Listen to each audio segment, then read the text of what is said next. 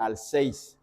Libro de Ruth, capítulo 4, versículos del 1 al 6. Ahí vamos a meditar en esta tarde.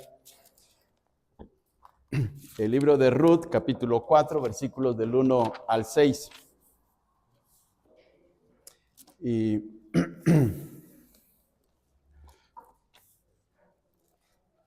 dice la palabra del Señor de la siguiente manera. Estamos otra vez, vuelvo a repetir la cita, Ruth, capítulo 4, versículos del 1 al 6.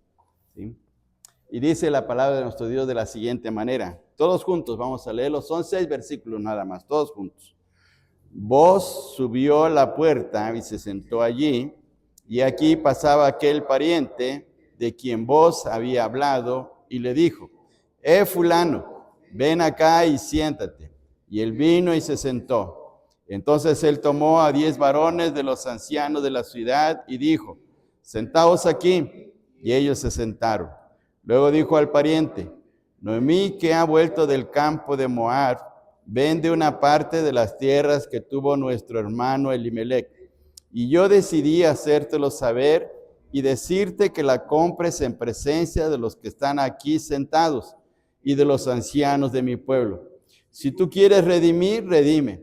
Si no quieres redimir, declámame para que yo lo sepa, porque no hay otro que redima sino tú, y yo después de ti. Y él respondió, yo redimiré.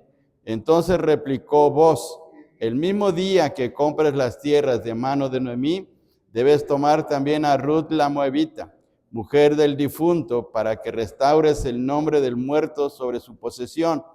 Y respondió el pariente, no puedo redimir para mí, no sea que dañe mi heredad.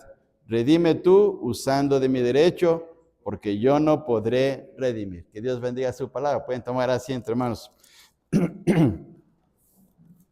El libro de Ruth es un libro de redención, es el tema principal, es la redención. El libro de Ruth es un libro fascinante, pero tiene una enseñanza de Dios, una enseñanza espiritual que es precisamente la redención. Ese es el tema principal del libro de Ruth. Aunque la historia puede ser una historia romántica, puede ser una historia donde una familia tiene que emigrar hacia otro país, un país extranjero, buscando nuevas oportunidades, buscando cómo poder salir de su situación económica y social, porque así ocurrió con Elimelec y Noemí, que llevaron a sus hijos a los campos de Moab. Este asunto va mucho más allá. Allá en la tierra de Moab, sus hijos, los hijos de Elimelec y de Noemí, se casaron con muchachas moabitas, cosa que estaba prohibido por ley. Dios había establecido en su palabra que no deberían unirse con los moabitas. Deuteronomio nos habla precisamente acerca de este asunto. Sin embargo, el libro de Ruth está situado en un tiempo donde había un caos espiritual. En el primer versículo del capítulo 1 de Ruth dice que era el tiempo de los jueces y por lo tanto era un caos espiritual y social lo que se estaba viviendo, de tal manera que por eso los hijos de Elimelec y de Noemí se casaron con moabitas. Los hijos de Elimelec se llamaban Malón y Kelión y cada uno se casó con una moabita. Malón se casó con Ruth y resulta que Kelión se casó con Orfa. Así está la historia. Pero, perdón por lo que me está pasando en la garganta, pero resulta que hubo la bendición de Dios. Estaba el tiempo de sequía, había una situación de hambre en Israel y por eso fue que emigraron, pero Dios les dio la bendición y tuvo que regresar Noemí otra vez a su tierra. Su tierra era la ciudad de Belén. La ciudad de Belén era una ciudad muy importante, o es una de las ciudades más importantes ahora en la Biblia, por el hecho de que ahí nació el Señor Jesús y porque era ahí la familia de David. Más adelante, cuando se lee 1 de Samuel, 2 de Samuel, encontramos acerca de este asunto. La palabra Belén significa casa de pan, casa de pan. En el hebreo no es Belén, sino es Bet-Lehem. Bet-Lehem. Bet significa casa, Lehem significa pan, casa de pan. Pero en la estructura del español se reduce la palabra y se pronuncia Belén. Pero es una cosa paradójica porque siendo Belén casa de pan, no había pan. Y por eso tuvieron que emigrar, tuvieron que buscar el pan en otro lugar. Y fue que ahí, en los campos de Moab, se casaron Malón y Kelión con Ruth y con Orfa. Pero resulta que fallecieron. Elimelech falleció también Malón y Kelión en la tierra de Moab. Y entonces resulta que las tres mujeres, Noemí, Ruth y Orfa, se quedaron viudas. Regresa Noemí a su tierra, a la tierra de Belén, y en el camino Orfa se regresa a su tierra. Orfa no quiere seguir a Noemí. Ella añora su tierra, añora a sus parientes y prefiere mejor regresar. Y la única que permanece fiel a su suegra es Ruth, y por eso regresa. Todo ese desarrollo tiene que ver con el libro de Ruth, porque habían dos leyes muy especiales en el tiempo de los jueces o en el tiempo de los israelitas. En el Antiguo Testamento, dos leyes muy especiales. La primera ley es que no se podía vender la tierra a nadie que no fuera de la familia.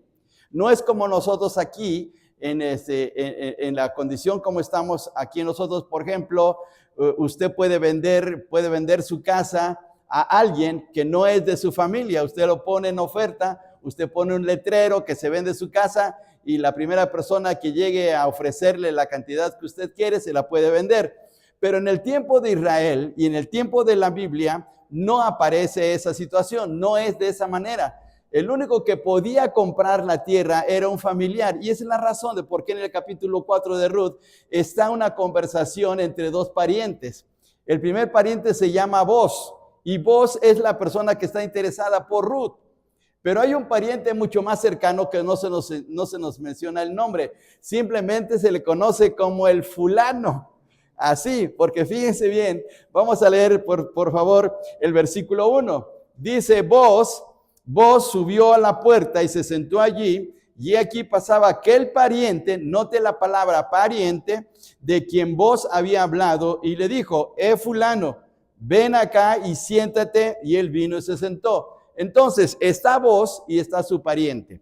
Y aquí va a haber una negociación muy especial. Es una negociación de parientes. El título del mensaje de esta noche es Nuestro pariente redentor. Nuestro pariente redentor. Volvemos a repetir. El tema clave, el tema importante del libro de Ruth es la redención.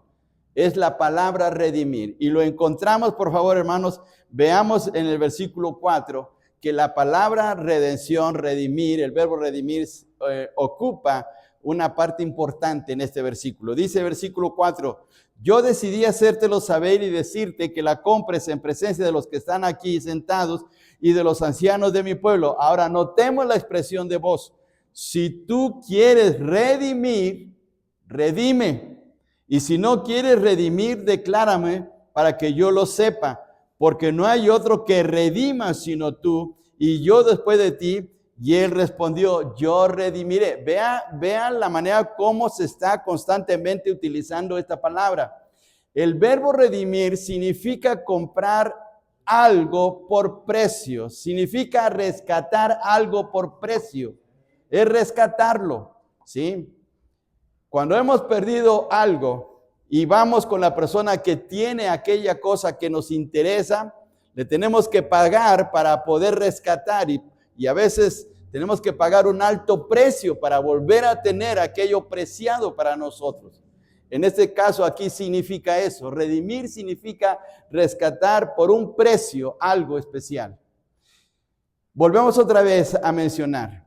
Había una ley estipulada por Dios, que la tierra no podía venderse, porque la tierra es del Señor y lo había dado por heredad hacia su pueblo. Ahora les pido por favor que vayamos al capítulo 25 del libro de Levítico, para que veamos lo que la Biblia nos enseña. Levítico capítulo 25, los versículos del 23 en adelante. Levítico capítulo 25, versículos del 23 en adelante, dice de la siguiente manera. Estamos en Levítico capítulo 25 y versículo 23, dice así: La tierra, veamos la manera como los expresa en el versículo 23, la tierra no se venderá a perpetuidad, porque la tierra mía es, pues vosotros forasteros y extranjeros sois para conmigo. Por tanto, en toda la tierra de vuestra posesión otorgaréis rescate a la tierra. Cuando tu hermano empobreciere y vendiere algo de su posesión, entonces su pariente más próximo vendrá y rescatará lo que su hermano hubiere vendido. Veamos la enseñanza de aquí de la palabra. ¿Qué es lo que estaba haciendo Booz con su pariente? Estaba poniendo delante de los ancianos de su pueblo, del pueblo de Belén, la situación de Noemí. Noemí quería vender su propiedad, pero el único que podía vender la propiedad, mejor dicho, alguno que podía comprar la propiedad, era solamente un pariente cercano. Y vos podía haberla comprado, pero tenía que respetar al pariente más próximo, como lo dice el libro de Levítico. Entonces, por eso llega a la negociación. Veamos, por favor, regresando a Ruth, capítulo 4. Veamos otra vez, por favor, ese capítulo 4 de Ruth. Dice en el versículo 1, subió a la puerta y se sentó allí, y aquí pasaba aquel pariente de quien vos había hablado, y le dijo, fulano, ven acá y siéntate, y él vino y se sentó. Versículo 2, entonces él tomó a 10 varones de los ancianos de la ciudad y dijo, sentaos aquí, y ellos se sentaron. Versículo 3, luego dijo al pariente, Noemí, que ha vuelto del campo de Moab, vende. Fíjense bien la expresión, vende una parte de las tierras que tuvo nuestro hermano Elimelech. ¿Quién era Elimelech? Pues el esposo de Noemí, pero ya había fallecido. Entonces Noemí estaba en una situación económica difícil y requería vender una propiedad. Versículo que sigue. Yo decidí hacértelo saber y decirte que la compres en presencia de los que están aquí sentados y de los ancianos de mi pueblo. Y entonces aquí es donde utiliza la palabra redimir. Vos está frente a los ancianos de Israel, los ancianos que estaban a la puerta de la ciudad de Belén, y está negociando porque era un trato que debería ajustarse a las escrituras, es decir, a lo que Dios les había dicho en el libro de Levítico. Entonces, dice aquí, le dice Booz a su pariente, mira, Noemí quiere vender esta tierra, ¿puedes comprarlo? Y él dijo, sí, yo la compro, yo la redimo. Vean ustedes la expresión en la parte final del versículo 4, la parte final. Y él respondió, yo redimiré, es decir, no hay ningún problema, yo compro la tierra. Eso le ayudaba a ese hombre a poder extender más sus propiedades. Pero aquí viene otro detalle, aquí viene otra ley. La primera ley es el asunto de la redención de la tierra, pero ahora tiene que ver con un asunto de la esposa de Malón. ¿Y quién era la esposa de Malón? Pues Ruth. Y ahora veamos el versículo 5. Entonces replicó Booz, el mismo día que compres las tierras de mano de Noemí, debes tomar también a Ruth la moabita. Ahora, ¿por qué es eso? Porque había otra ley en la Biblia estipulada por Dios, establecida por Dios, que debería de tomar en consideración a aquella viuda porque no deberían dejarla desamparada. Y en cierto sentido, no solamente era por dejar desamparada a la viuda, sino porque tenía que haber descendencia del esposo de Ruth. Es decir, que si el pariente tomaba a Noemí, debería tomarla como esposa, y el primer hijo que naciera, ese hijo no era del pariente, sino del difunto. Esa ley se le llamaba la ley del levirato. Tal vez es una ley rara, tal vez es una ley que no estaríamos de acuerdo nosotros, porque tal vez dijimos, no, pues ¿cómo yo voy a casarme con alguien que pues no tengo ninguna relación, no quiero estar con esa persona? Pero esa era una ley de Dios, porque tenía que haber descendencia de ese difunto. Y veamos por favor ahora, ¿dónde aparece esta situación? Vamos a Deuteronomio capítulo 25, por favor. Deuteronomio capítulo 25 para que veamos que esto estaba escrito ya en la ley. Deuteronomio capítulo 25, versículo 5 en adelante. Veamos lo que dice la Escritura. Estamos en Deuteronomio capítulo 25, versículo 5. Cuando hermanos habitaren juntos y muriere alguno de ellos y no tuviere hijo, la mujer del muerto no se casará fuera con hombre extraño. Fíjense bien, hermanos, la manera como está redactado el texto. Dice, su cuñado se llegará a ella y la tomará por su mujer y hará con ella parentesco. Y el primogénito, versículo 6, y el primogénito que ella diere a luz sucederá en el nombre de su hermano muerto, para que el nombre de éste no sea borrado de Israel. Entonces, esa era la situación. A esa ley se le conoce como la ley del levirato. ¿De dónde salió la palabra levirato? No lo sé, pero así se le llama, así los comentaristas le llaman, ¿sí? Debe haber alguna razón histórica, pero no lo sé. La cosa es que así se llamaba. Entonces, en el libro de Ruth, en el capítulo 4, se está haciendo uso de dos leyes que estaban ya estipuladas por Dios en el Antiguo Testamento, en la ley de Moisés. El día que tomare el pariente las tierras de Noemí, que comprar las tierras, entonces también debería de tomar a Ruth. Pero resulta que el pariente no quiso. Veamos por favor el versículo 6. Regresando a Ruth capítulo 4, versículo 6, dice de la siguiente manera: y respondió el pariente, no puedo redimir para mí, no sea que dañe mi heredad. Redime tú usando de mi derecho, porque yo no podré redimir. Ahora, ¿por qué no está queriendo redimir el pariente cuando ya había dicho que sí? Porque el problema no eran las tierras, el problema era la descendencia. Resulta que entonces el hijo de Noemí que naciera de la nueva relación con ese pariente iba a tener participación en la herencia de ese pariente, y eso ya no le convenía a él. Por eso ya no quiso redimir. Entonces le dijo a Booz: mejor tú usa de mi derecho. ¿Qué sucedía cuando una persona rechazaba el tomar a aquella viuda y poder levantar descendencia para el difunto? Pues veamos otra vez lo que ocurría en Deuteronomio capítulo 25. Regresando otra vez al capítulo 25 de Deuteronomio para que nos demos cuenta de esta situación. Dice versículo 7, veamos la situación. Estamos en el versículo 7 del capítulo 25 de Deuteronomio.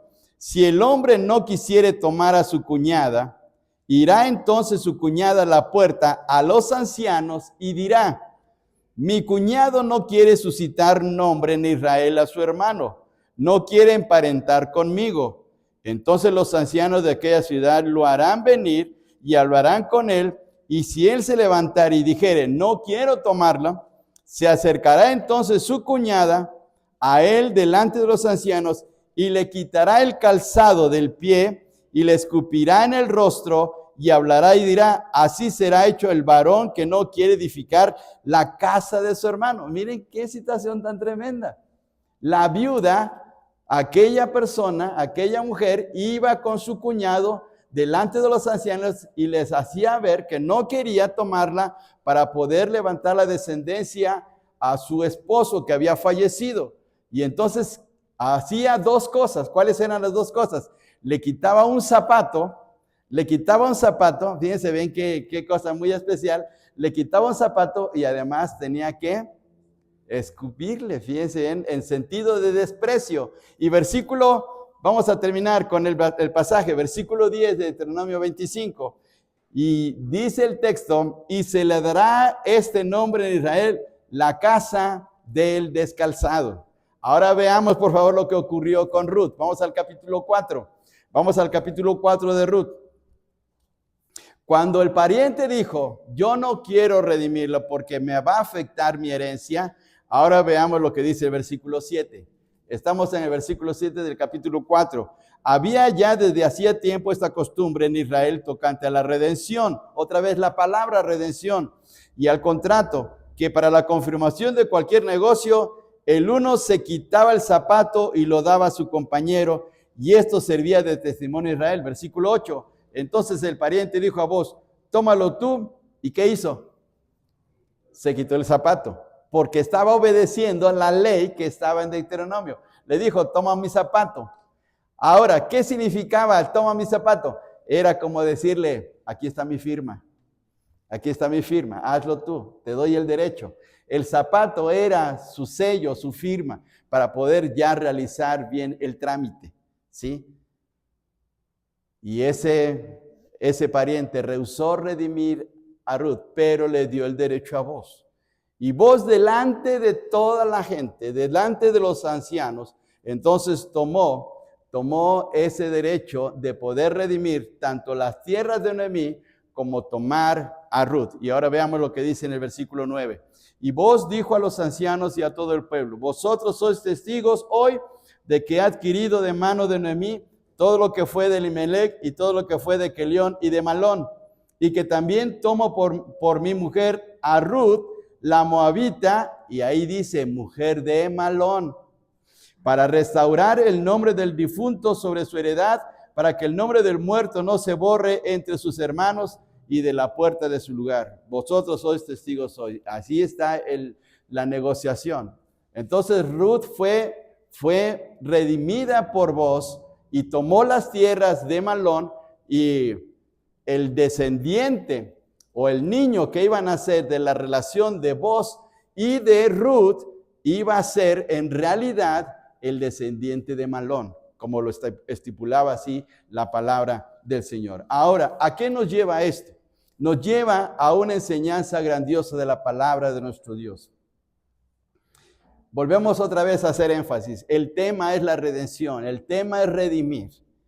Así como Booz redimió a Ruth, también Cristo redimió a su iglesia. Y así como Booz tuvo que pagar el precio para tomar a Ruth y tomar las tierras de Malón, Cristo un día también hizo lo mismo a nuestro favor. Moabita, la palabra moabita está en un sentido despreciativo en la Biblia. Era una tribu o era un pueblo despreciado por Dios. Era un pueblo que no tenía nada que ver con los pactos de Dios. Los moabitas nacieron de una situación o surgieron de una situación muy fea en la historia de la Biblia, en la historia de Israel, porque recordamos que Lot salió huyendo de Sodoma y se fue a refugiar a una cueva con sus dos hijas, y una de ellas, o mejor dicho, las dos, tuvieron relación con su padre y nacieron los moabitas y los amonitas. Y Dios por eso hizo a un lado a esos pueblos. Y los moabitas no tenían que estar dentro del pueblo de Dios. Pero aquí vemos un acto de redención. Nosotros no éramos parte del pueblo de Dios. Nosotros éramos gentiles. Nosotros estábamos sin Dios, sin Cristo, sin esperanza. Propiamente estábamos destinados a nuestra propia condenación. Por decir en un sentido espiritual, éramos los moabitas, no éramos judíos, no somos judíos, no hay aquí un judío. Bueno, no sé si usted sea un judío, pero no lo somos. Somos más chichimecas que nada, ¿verdad? Pero Dios en su gran misericordia nos salvó en un acto de redención por medio de Cristo. ¿Y cómo sabemos que Cristo fue nuestro pariente redentor? Porque la palabra de Dios así lo dice. Veamos por favor en la carta a los Hebreos capítulo 2. Hebreos capítulo 2 dice de la siguiente manera. Vamos a este pasaje, por favor, les invito. Hebreos capítulo 2, y dice en el versículo 17, por lo cual debía de ser en todo semejante a sus hermanos. Está hablando de Cristo, el escritor de la carta a los Hebreos. Por lo cual debía ser en todo semejante a sus hermanos, para venir a ser misericordioso y fiel sumo sacerdote en lo que a Dios se refiere, para expiar los pecados de su pueblo. Hemos venido a ser hermanos de Cristo por medio de la fe. Al tomar la fe de Abraham, venimos a ser descendientes de Abraham, aun cuando no tengamos la sangre israelita, no tengamos la sangre judía, pero por la fe hemos venido a ser parte de la familia de Dios. Y Cristo vino a ser nuestro pariente redentor, porque Él vino a sacrificarse a favor de nosotros, vino a pagar el precio. Una de las cosas que podemos ver en la Biblia es que el pariente tenía que pagar el precio por el rescate. En segundo lugar, si en un momento dado había un asesinato, el pariente redentor tenía que vengar la muerte de esa persona, de ese familiar. Y Cristo vino a dar su vida para rescatarnos, porque ocurrió en nuestra vida espiritual que morimos al pecado, pero Cristo vino para darnos vida nueva. Veamos, por favor, una cosa muy especial.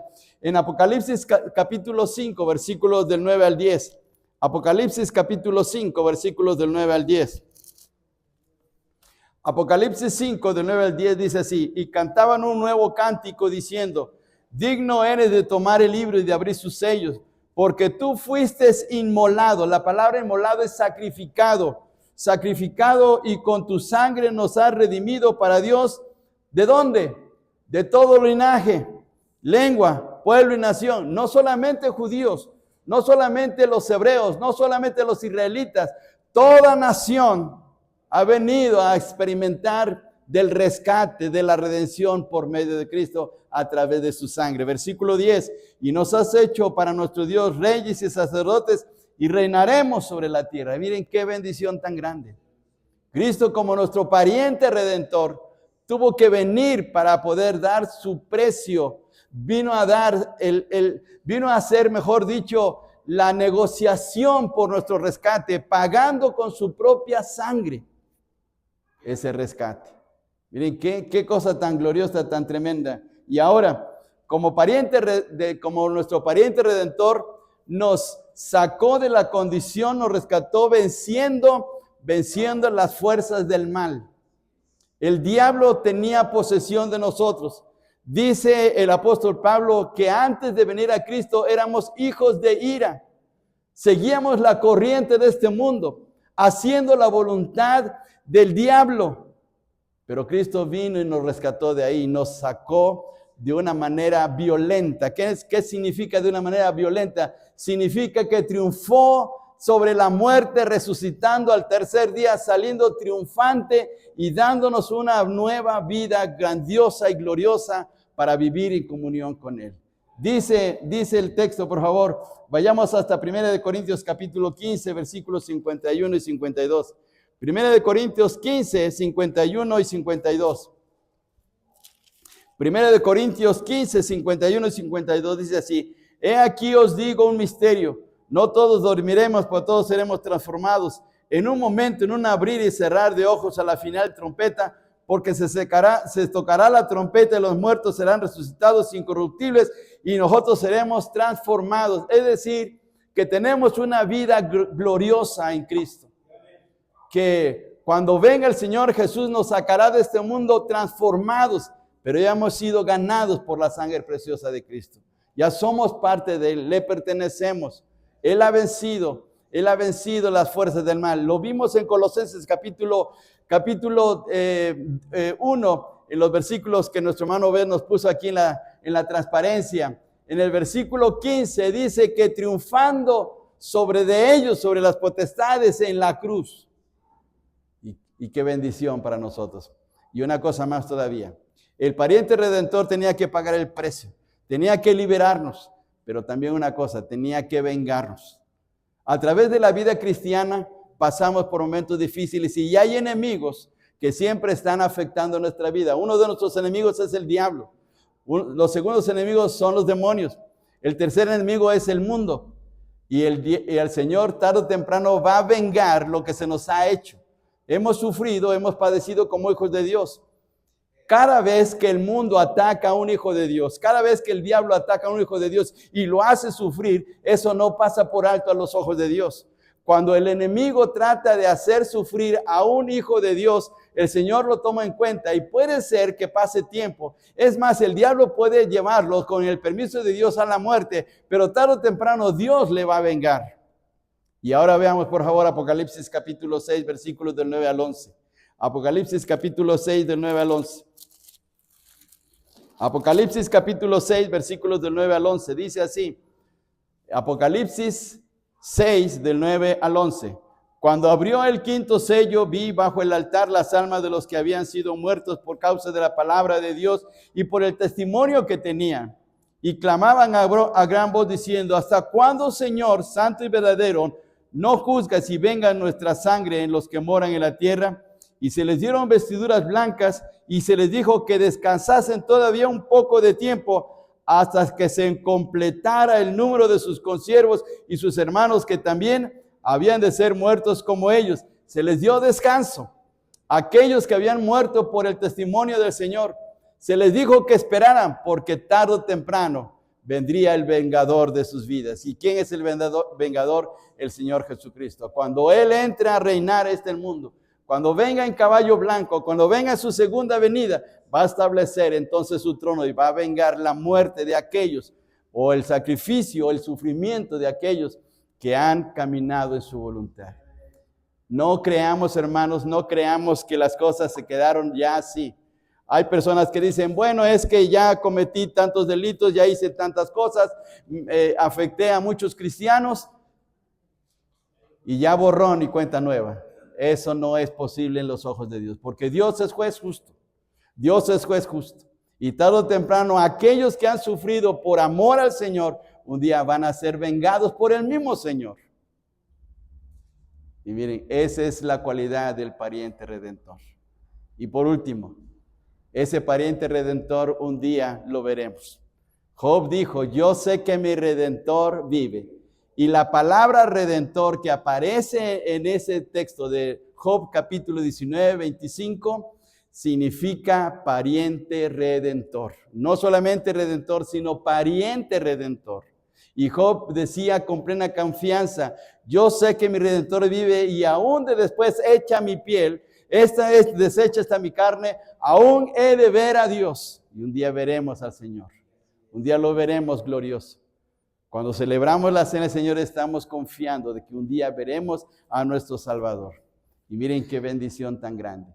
Por eso, hermanos, en esta noche, al poder celebrar esta ordenanza, debemos recordar que alguien, por amor a nosotros, por pura compasión a nuestra vida, nos rescató de la condición, así como Ruth, moabita, que no tenía nada que ver con Israel, vos la rescató. Nosotros como gentiles, que no teníamos nada que ver con el pacto de Israel, Cristo nos redimió por su sangre preciosa. ¡Qué bendición!